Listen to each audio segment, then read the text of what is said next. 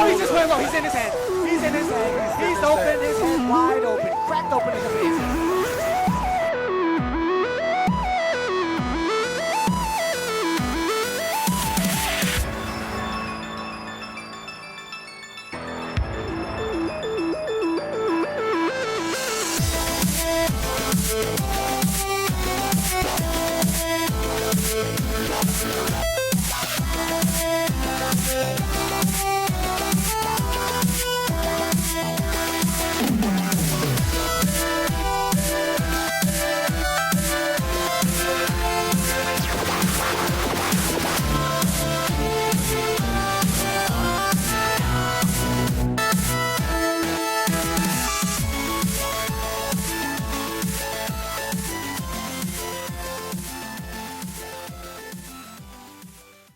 Wow, how has it been 10 years since I finished high school, but also one of the biggest franchises got a new entry on a console that was suffering in sales up to that point, and even after this game was released.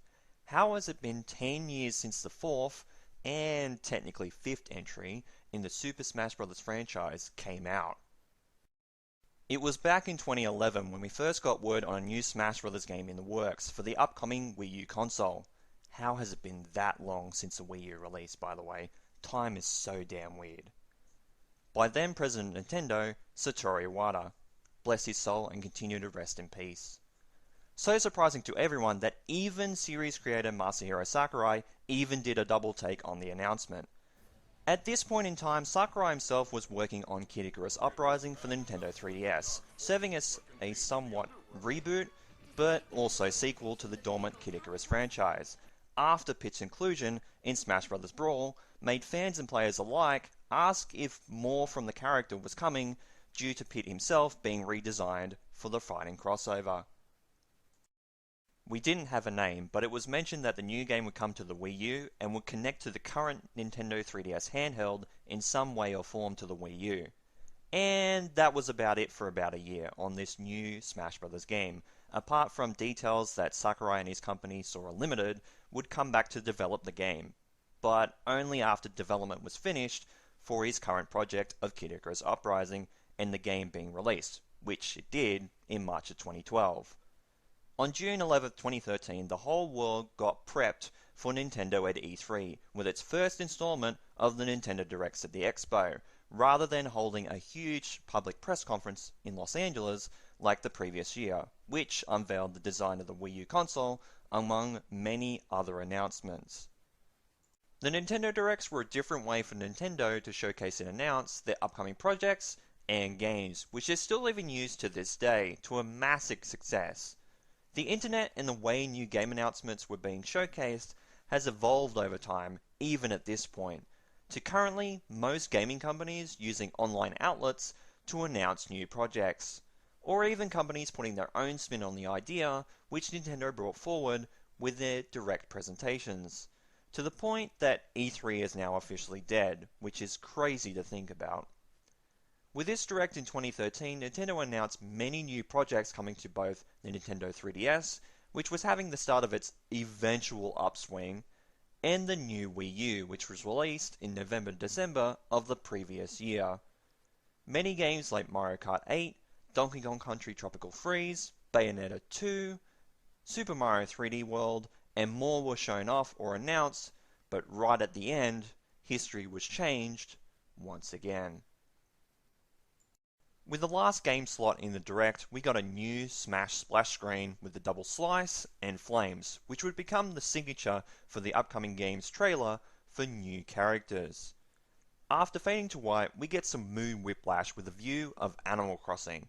At this time, I personally thought this was an April Fool's type of joke, but we see the villager character leave his house to check the mailbox for new mail, reads the letter, and sprints away. We slightly see it earlier, but after the letter slowly falls to the ground behind Tom Nook, we see it. A letter with an old style seal on it with the Smash symbol, and then things got very real. No fooling around anymore, and neither did the trailer as it went into overdrive, showing logos of some of Nintendo's biggest franchises as well as various characters before we get them flying into the 3DS. Then, we see our first look at the new game running on the 3DS like a dream, showing new stages, the new art style, and even new visual effects being brought into the new entry. Then Mario double jumps out of the 3DS to change once again into a different art style, showcasing the upgrade to HD, where we see what an HD Smash Bros. Game looks like with the Wii U version. We also see some new moves from characters like Pit, and even new movement changes like Bowser properly running in stages. We even see the Zero Laser from Samus to confirm that Final Smashes are returning as well. We then go back to CG animation to see Mario and Bowser fighting, where out of nowhere, like an RKO! Sorry, couldn't help myself. Anyway, the villager grabs Mario in his bug-catching net with the trailer splashing a new challenger approaching message which reads, "Villager comes to town," which every character announcement would get a tagline unique to them to state them being brought into the game, which I absolutely love, and love that Ultimate from the Switch continued this trend. We then see a few of Villager's moves in the game, like the shovel, a sapling, a bowling ball, and his pocket ability to name a few before we fade into the new logos for both the 3DS and Wii U versions of this new Smash Bros. Entry, before finally fading to reveal its release year of 2014. As we thought it was all over, we get a new challenger approaching banner flashing on our screens. This surprised a lot of us who thought it was over, but then we see some of our Nintendo heroes stare at a lone figure in front of a huge full moon standing on a mountain. We zoom in on them, and then a helmet flashes on their head, and the internet literally exploded at this point, even before it was confirmed who it was. He powers up, and as a new remix for Wily Castle 1 plays in the background, we see the intro to Capcom's Mega Man joining the battle as the first third-party rep in this new game. This arguably is one of the Smash series' best trailers ever, and I still hold it in high regard today. We see him in action almost as a full breakdown of his moveset while in gameplay. From moving and animating in the 8-bit style from his original NES games, to shooting pellets, to even the Mega Buster and the slide.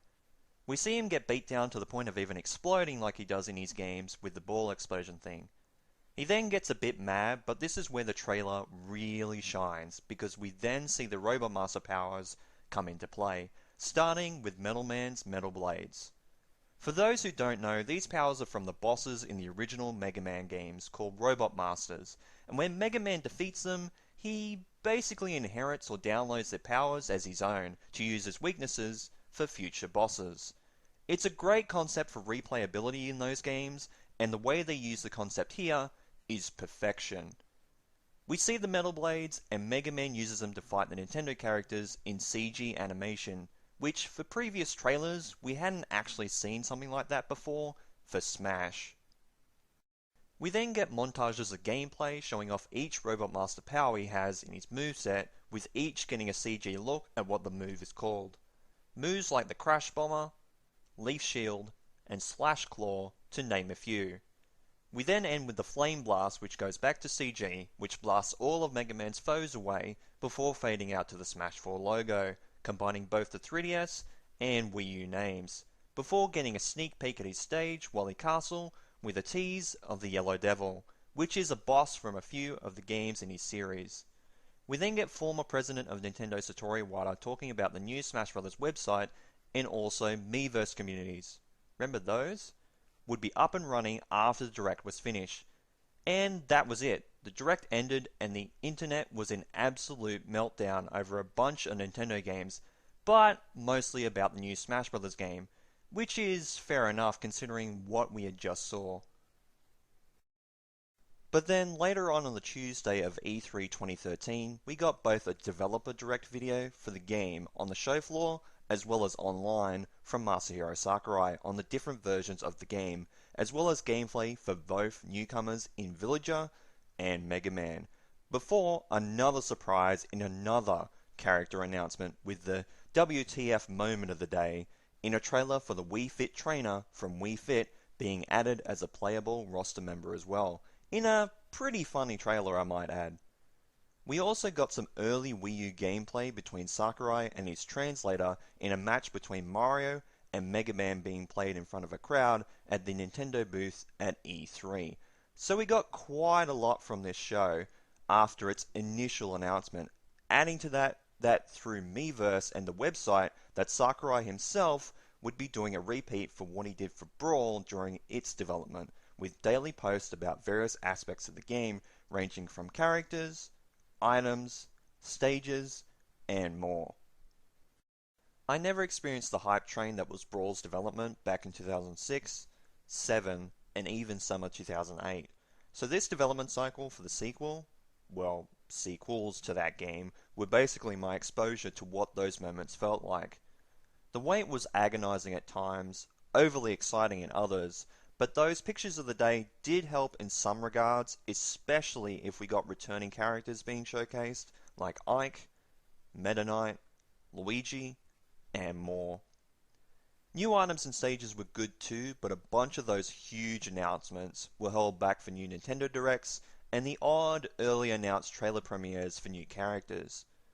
We ended up with a trailer that looked like Mario Kart DLC with Kirby being added, but was Rosalina and Luma's trailer, the hype trailer for Punch-Out's Little Mac, a Smash Bros. Centered Direct in April of 2014, ending with the trailer for Pokemon Generation 6's starter, Greninja, before reaching E3 2014's Nintendo Direct, with veterans from previous games being shown returning throughout the gaps between new additions.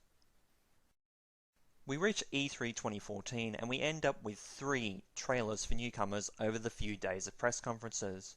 We get the announcement of the customizable figures in the Miis with a very entertaining trailer featuring both Reggie and Iwata basically Dragon Ball Z fighting each other.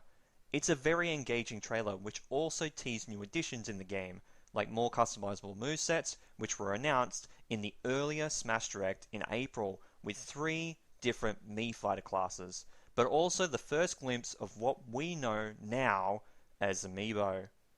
We then get a video from Sakurai talking about the Mii fighters, but also more details on both the 3DS and Wii U entries, including getting a release date for the 3DS version in October 3rd in most regions, and September in Japan, with the Wii U version still staying with its holiday 2014 release window, which was originally announced back in the April Direct. So, slight delay from summer 2014 for the 3DS version, but would rather a slight delay than a multi-year delay. We continue with the rest of the E3 Direct and then end with another newcomer trailer, which had a very anime-esque art style with a fight between both Link and Pit, but was a trailer for Palutena being added to the roster, with an end teaser of Dark Pit also possibly being added too. But that wasn't it for trailers, because with a behind doors conference roundtable thing where Sakurai was present, he showed off more of the Wii U version of the game among other items. But there was also the biggest announcement added to the roster, so much so that we only ended up with videos online of the audio of the crowd cheering over the trailer, since video wasn't really allowed. We did eventually get the trailer not long after, and it was another third-party rep. We got Mega Man announced in 2013, and in 2014, we got the announcement of Namco Bandai's Pac-Man, which absolutely tore the house down. The Pac-World looking model, the moveset, everything about it was pretty much perfect. We even got a tease for Mr. Game & Watch returning at the end of the trailer, which was a nice bonus. So yeah, E3 2014 came with some big hitting announcements like new characters and also a release date for one version. But also the day before Nintendo's E3 Direct, we got something more. We ended up with the Smash Bros. Invitational Tournament, which was a huge event showing off so many matches, including a single elimination tournament full of players in the competitive Smash Bros. Scene, with a few other crazy matches with celebrities and others spliced throughout. Hosted by Jeff Keighley, announced by a couple competitive Smash announcers from the scene, this whole event was absolutely massive for the game. Now, for me, 2014 was my senior year at school, so I was studying a whole bunch of different subjects with 2 major works as well. As this tournament was going on, I was working in my software design class, working on my major for the subject as well, but I also did watch a few matches of this tournament. I even caught Mega Man's Final Smash reveal live in the match where it was activated, which was huge since we had seen some of the Final Smash already, but not the fact that the Black Hole Bomb, a Robot Master move from Mega Man 9, was the setup for it. The tournament was an absolute success, with the Nintendo World Championships returning to E3 the next year. That's how much this game meant to me. Brawl made me a huge fan of the franchise, and Smash 4's development cycle added fire to that hype. So much so that 2014 was a somewhat memorable year for me. Finishing school and seeing this hype train for not only the Pokemon debut on 3DS and X and Y, with 3D models being introduced, but also the upcoming Smash Bros. Installments. Going back to Pac-Man and his reveal, to be completely honest, I didn't really want him at the time. I'm not too sure why, maybe because of the state of that franchise at the time of his Smash reveal, maybe because everyone wanted him. I can't exactly remember why I had some disgust on the idea. Nowadays, I think it's an amazing pick, especially with the retro eye and appreciation that Sakurai has. Pretty historic to have the three platforming kings of the 80s and 90s with Mario, Sonic, and Mega Man, and also the 80s arcade icon in Pac-Man, all in the same game together, with the possibility at the time to see Solid Snake return, despite Konami being on the way to falling apart in the next couple of years after this game's release.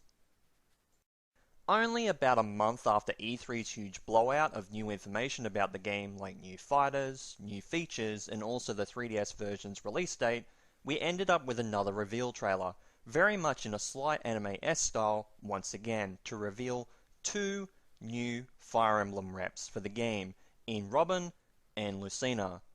Then we ended up with a major dilemma, followed by a huge one the next 2 months. We had a slight leak in the next character reveal ahead of his August announcement in Shulk from Xenoblade Chronicles, created by Monolith Soft, and then, just a couple of weeks later, the whole of the 3DS version gets leaked from an unlikely source, the ESRB. Even called it the ESRB leak, and when the September 13th release for Japan rolled around, it confirmed all the leaks as real.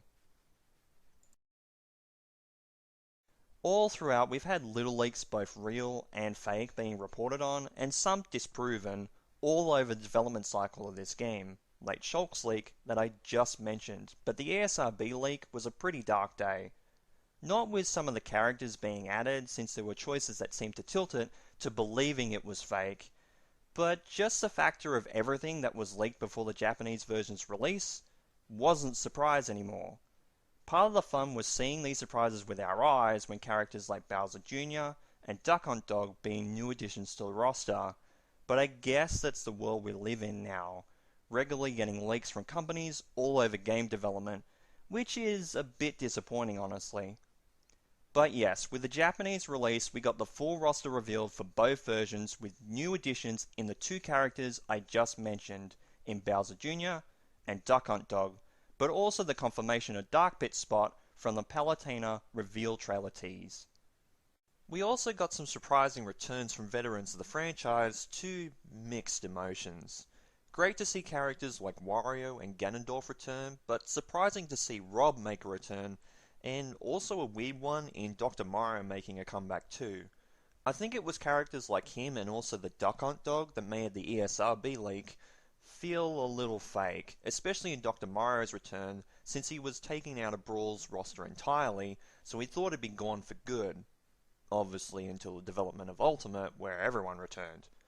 So the September 13th release of the 3DS version was a very weird feeling day, with many live streams of people unlocking stuff like challenges, characters, and trophies all over the internet, which was pretty predictable even nowadays.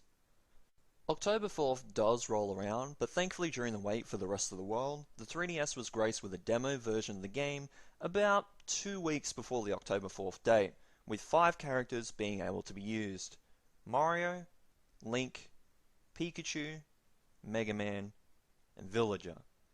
We could play that demo by ourselves, but also could play it with up to 3 other players for a full 4-player match via wireless connection, which definitely helped the wait until the official release. It had only Battlefield and the Omega version of the stage, which was the main Battlefield platform, but no extra platforms, very much in the style of the Final Destination stage from previous entries. There was limited plays on this demo in 20 plays, and I mean you could only boot up the demo 20 times before it was unusable, but I don't 100% know how that works. There was an unlimited play demo, but some exclusive people got them. I don't know what you had to do to get that demo, but one of those did exist. We get to the October 4th date, and the 3DS version released to the rest of the world. I got it release day, of course, and what a day it was. I was so excited to pick this up, and after a day 1 patch, which I'm pretty sure there was one, it's been 10 years, give me some slack, I sunk my teeth into the bulk of the game, but I did also focus a bit on my senior final exam study, though I did play a decent amount of the game around those exams. I tried out most of the modes like Classic Mode, the new Smash Run, many of the minigames, and also a bunch of regular Smash matches. I eventually played all the other modes like All-Star when I unlocked all the characters, and Street Smash, which was a 3DS exclusive mode using the handheld Street Pass feature. The game overall was pretty fun, especially during the wait for the Wii U version. Now, I've played this game with a regular 3DS, a new Nintendo 3DS XL, and also a new Nintendo 2DS XL, and the 3DS version controls feel very good. I don't understand how back in the day quite a few people broke their circle pads on their handhelds, because you don't have to snap those circle pads around with that much movement, but I'm not sure if some of them were real or whether they were memes of those people. Yes, you've got to move that circle pad like a snap with smash attacks in-game, but you don't have to pressure it that much, only a little quick movement. Unlike the demo, you could set some buttons the way you want for your own playstyle with the handheld. I don't play competitive too much, so I've got tapping up on the circle pad to jump, and also the L button to grab my opponents rather than shielding, which I have set only to the R button. The controls are very comfortable, which at first didn't seem like that was going to be the case, but would have been more uncomfortable to people who use the GameCube controller very regularly. The graphics for the game are pretty good for an older handheld, with a pretty consistent frame rate, with the only slowdown being from wireless or online play, but the game is pretty consistent in terms of frame rate and graphics, which is something that was a concern by a lot of people before the game was out. So a bit of relief that's the case, especially in the heat of battle. A bunch of the stages are really cool too, with quite a few new stages that are fantastic. Stages like Earthbound's Magicant, Pac-Man's Pac-Maze, and Reset Bomb Forest from Kid Icarus Uprising being really cool additions, but most of the returning stages from previous games are awesome, like WarioWare Inc. from Brawl and Brinstar from Melee. As for the modes, all the usual suspects are here. Classic Mode, Multi-Man Events, Normal Smash Matches, Home Run Contest, and even All-Star Mode, which is kinda changed to play with whatever characters you might have unlocked at the time, and also playing against them in game release year order, so starting with Pac-Man and Mr. Game & Watch, to last fighting against recent fighters like Lucina and Rosalina. As for the new modes in this version, we've got a few of them. Street Smash, like I mentioned earlier, using Street Pass, as well as the new Target Blast, which was a different spin on the old Break the Targets or Target Smash mode, which had players use a bomb to blow up and break as many targets as possible for big points. Classic Mode is changed a little bit as well by choosing which matches you want to play, and it also using the Fiend's Cauldron from Kid Icarus Uprising to choose your mode difficulty from 0 right up to 9.0. And Trophy Rush is a new mode for unlocking trophies, but also unlocking customizable moves for each of the fighters in the game, as well as stat boosting gear in a 3-minute time limit. Online was changed with new modes like For Fun or For Glory, with different rules like no items and only certain stages available in For Glory compared to many options in For Fun. The big new mode for this version of Smash 4 is Smash Run, which I'll say right now is one of the best mode additions to the series. Honestly. And I was kinda bummed out that it didn't return to Smash Ultimate a couple years after Smash 4's release. Smash Run is like a light version of Brawl's Subspace Emissary, where you're put into an arena for 5 minutes, fighting all sorts of gaming enemies from the many franchises represented in the game, ranging from Goombas and Koopas, to Zelda's Dark Nuts, to Pokemon like Ghastly, and even the ghosts from Street Pass's Find Me mode. Defeating those enemies will give you stat boosters for various attributes like movement, normal and smash attack power, defense and damage reduction, to even the power of item usage. After the 5 minutes are over, the 4 fighters are pitted against one another in a randomly selected match type to win. These range from regular matches, 2v2 team matches, various match variants like giant battles, to even a race to the finish event. Smash Run is a pretty fun mode, honestly, and some will say it's a better subspace since it's very bite-sized and not something that drags. But the matches being random sometimes can suck due to you maybe having disadvantage if you're focusing on a full power fighter in stats with, say, someone like Ganondorf, but the match being a race to the finish or a climbing race basically screwing with you. But in most cases, Smash Run is very fun. No interaction with the other fighters in the arena as well sucks a bit too, which is why I wanted it to return in Ultimate to improve the mode more than it already is, which is really good. Overall, there are a few issues with the 3DS version of Smash 4, mostly due to it being a game on a handheld, with connection issues and sometimes crashing on matches with more than one handheld involved. But overall, the 3DS version is like an 8 out of 10. On the 23rd to 24th of October, a couple weeks after the release of the 3DS version of Smash 4, we got another direct type of presentation in the Super Smash Bros. 50 Fact Extravaganza, where more facts and more of the Wii U version were shown off to all regions around the world. The new Smash announcer Xander Mobus was also the presenter of this direct type event, and he does a fantastic job in general in all the games from Smash for 3DS and onwards. His inflections and delivery for a lot of things in the games have so much variety, and can range all over the spectrum from comedic to intense when needed, with this presentation being no different either. Many new additions and teasers for the Wii U version were shown in this direct, including modes and gameplay aspects that differed the handheld and console versions of Smash 4 from one another. We got all sorts of details and new announcements in this presentation, like the starting roster lineup, things like difference in resolution, the new 8-player Smash feature giving consoles matches for up to 8 players in the same match, which at this time before Ultimate changed this was only available on a certain amount of stages, which also increased over time with future game updates.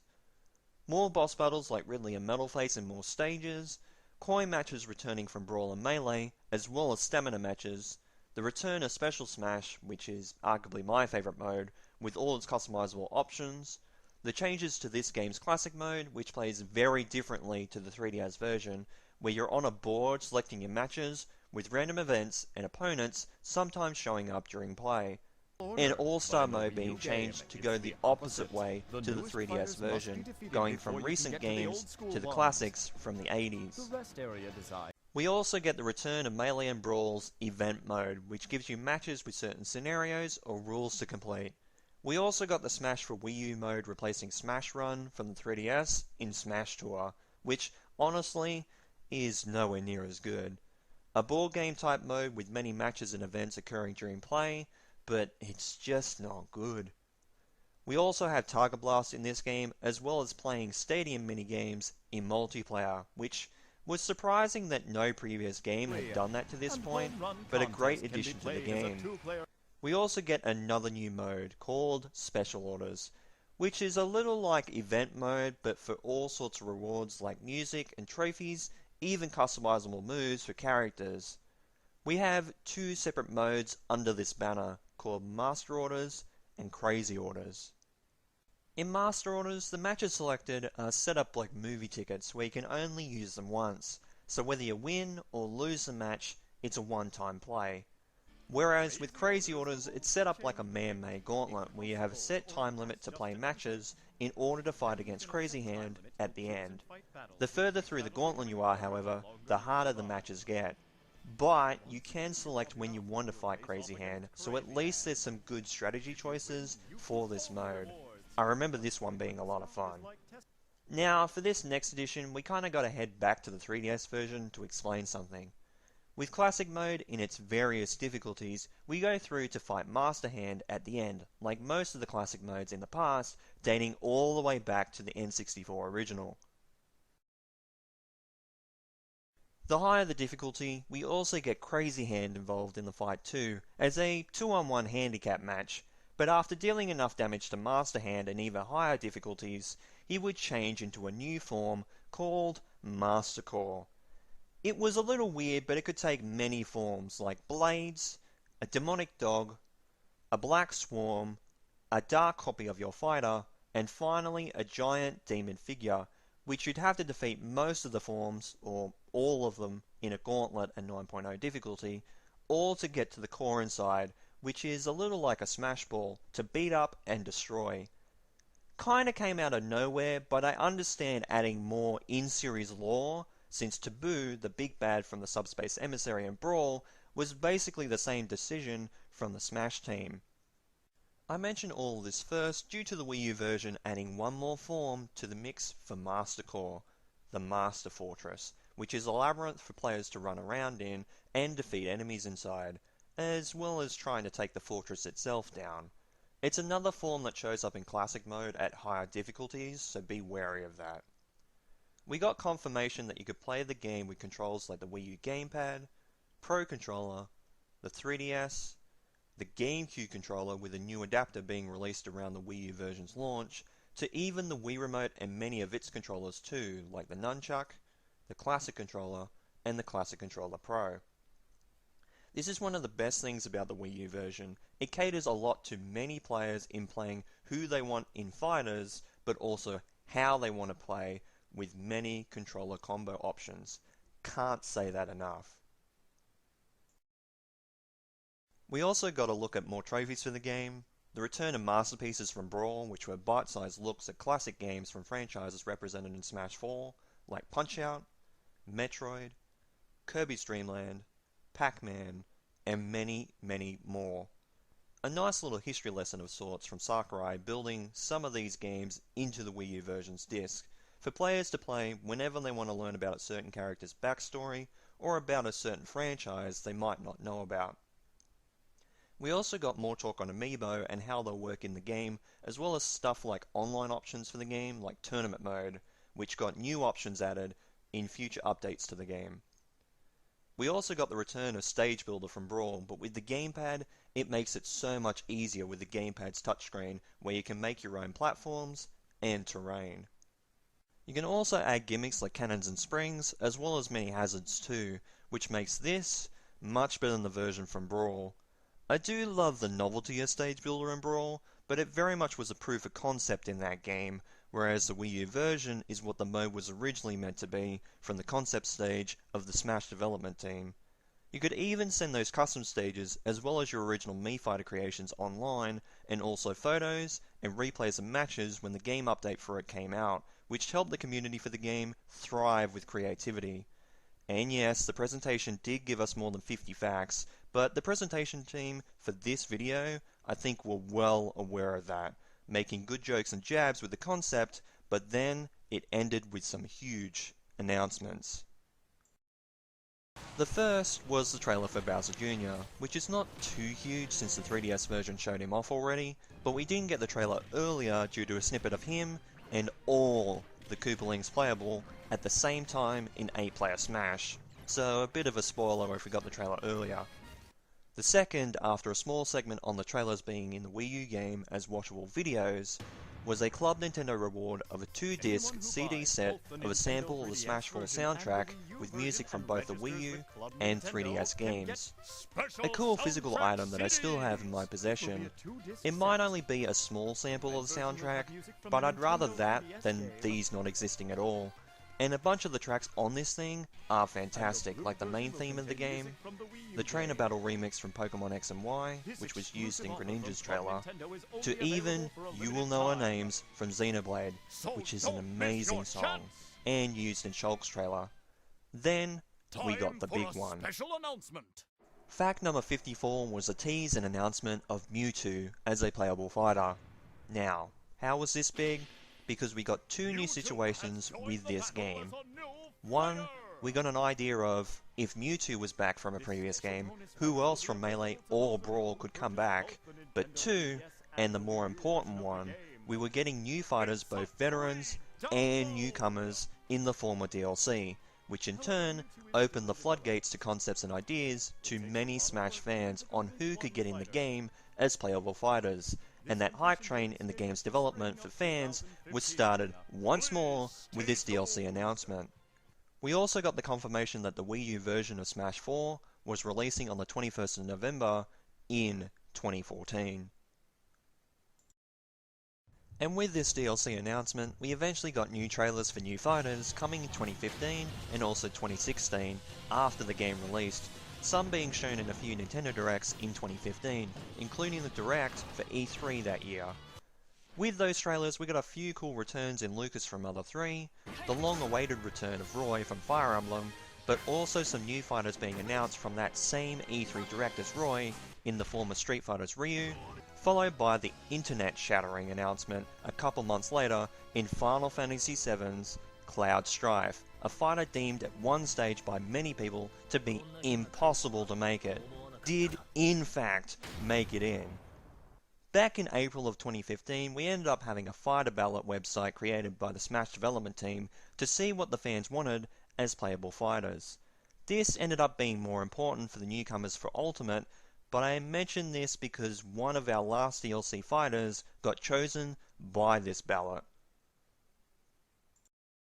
But first, we got the last Nintendo rep of the game in a final Smash presentation, where Corrin from Fire Emblem Fates was added to the game, as well as the release date for Cloud's DLC. Then we got the last fighter, which was the best plausible pick at the time for the ballot winner, in Platinum Games' Bayonetta. But besides these new DLC fighters, we also got some new stages, like some remastered N64 stages, and the Super Mario Maker stage, and also some Mii Fighter costumes, which even included some third-party costumes too. Overall, the DLC fighters in terms of pricing wasn't actually that bad, since the new third-party DLC fighters came with a new stage for that price, so well worth it. We got Suzaku Castle for Ryu, Midgar for Cloud, and the Umbra Clock Tower for Bayonetta from the intro of her games. The DLC breathed new life into the game when it was already a decent game in its own right. It was much better than the 3DS game in terms of more options to play around with, like Special Smash, the various stadium games, as well as the event mode, but I honestly played the 3DS game more.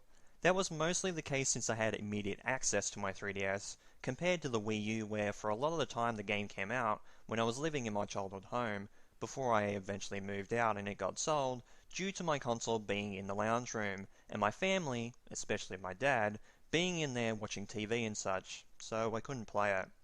Despite that, I did play it a little bit, especially making various videos over the years for this channel, whether it was for first impressions videos, or even just replays and highlights of various matches featuring my amiibos, or just random matches in both the regular Smash mode, or even Special Smash.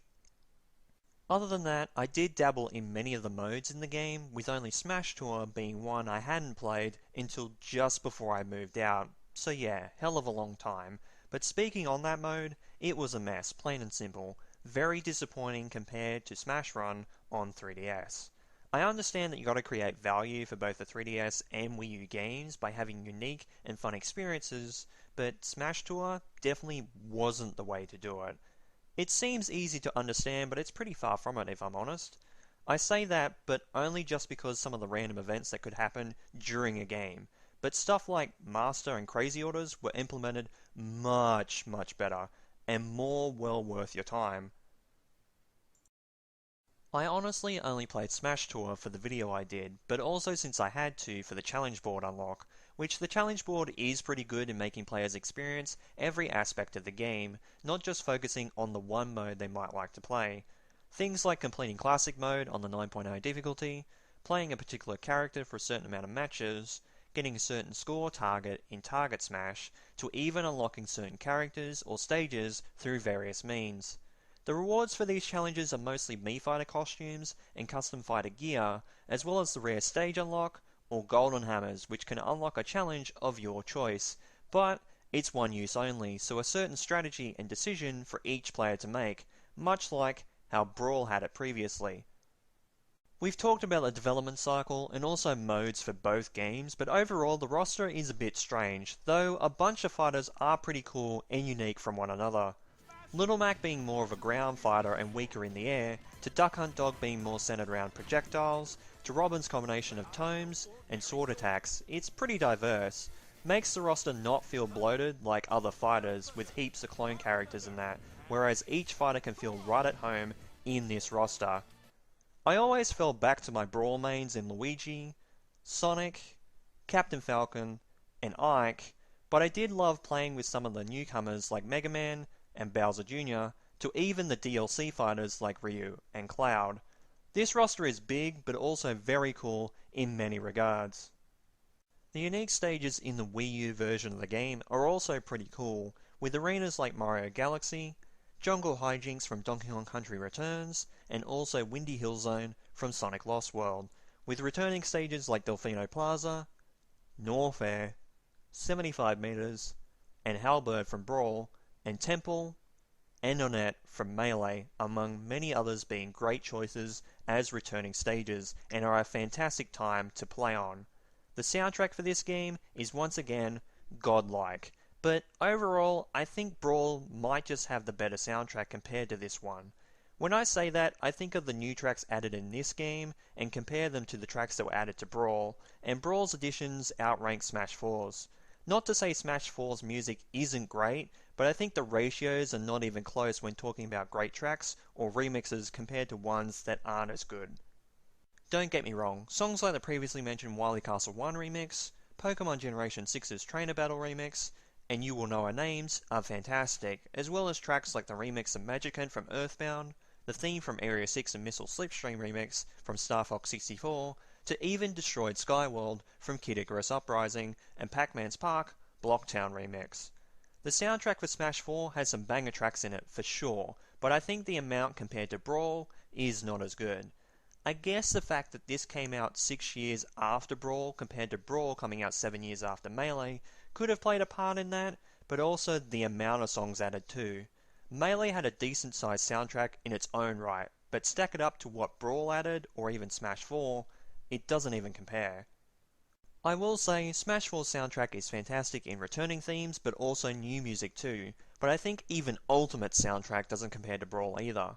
With the Fighters Passes included, it's much closer between Ultimate and Brawl, but Brawl's additions in the sound department are second to none in my honest opinion. Sorry about the tangent, but yes, the soundtrack is really good, one of the best in the series. But again, saying the soundtracks to Smash after Brawl are your favourite video game soundtracks ever is cheating a bit, and I definitely fall in that category. But it's very hard not to with all these series' best tracks, both in original and remix form, all in one game together. Like, come on! New music as well as the roster additions, it makes an already great franchise even better. Speaking on details like music and presentation, the graphics for both versions of the game are great, even the 3DS version, which doesn't really compare to the Wii U, and although the fighters are much smaller on the handheld, the borders around those characters really do help in the heat of battle, which I appreciate. Not only that, there is an option to change the thickness of the borders too, which is great for player preferences, which I'll always appreciate because more options can always be a good thing. The first HD Smash game didn't disappoint us with its visuals, and it'll always be a spectacle to see. The added particle effects for things like smash attacks and fighter launches are a lovely touch too, which carried right over to Ultimate as well. As for mechanics like the rage mechanic in this game, it's implemented very well. If you don't know what I'm talking about, the rage mechanic is when your fighter starts steaming when in higher damage percentages. It can increase your attack slightly, and the DI when taking damage or launched is greatly swaying out of your favour as your percentage goes up. Think a little bit like how Lucario worked in Brawl, where he gets stronger the more damage you took, at the cost of potentially dying quicker the higher your percentage is, though with every fighter, including Lucario himself, to a certain extent. In the heat of battle, you might not notice it too much, but I know this mattered more in the competitive scene, where little changes like that can swing a match in someone's favour majorly. The menu presentation is pretty good. I believe in both versions that there could have been improvement in a few areas, like the infamous Games and More tab, but I do like the way the menus are set out. Though I'll always have a soft spot for Brawl's menu setup, and even Melee and Smash 64's menu layouts are simple but effective. Overall, the Wii U version compared to its 3DS counterpart has its upsides but also some downsides too, in a very mixed bag. Smash 4 as a whole seemed like an entry that tried many things, but not all of them stuck the landing. For the Wii U version, I'd give it the same score as the 3DS version, in an 8 out of 10, just due to it having great additions like special orders, and also the return of both Special Smash and Event Mode, but Smash Tour and a few changes really bring down the overall product too. I think at the end of the day, Smash 4 was well worth the hype in the build-up to its release, and trying a dual handheld and console release was a great concept, but some of the execution left a few things to be desired. But, without this entry with its character trailers, modes, and even some mechanics, I don't think we'd get Smash Bros. Ultimate the way we did, in terms of development and the overall product, so I gotta give credit where it's due to Smash 4 for that, especially with many character additions that, for some, were long overdue or deserved. In a lot of ways, I can't say Smash 4 is the weakest entry, but it's definitely not great with both entries individually. Taking them together, Smash 4 does a lot of great things for the franchise, and I'll remember its 10th anniversary well.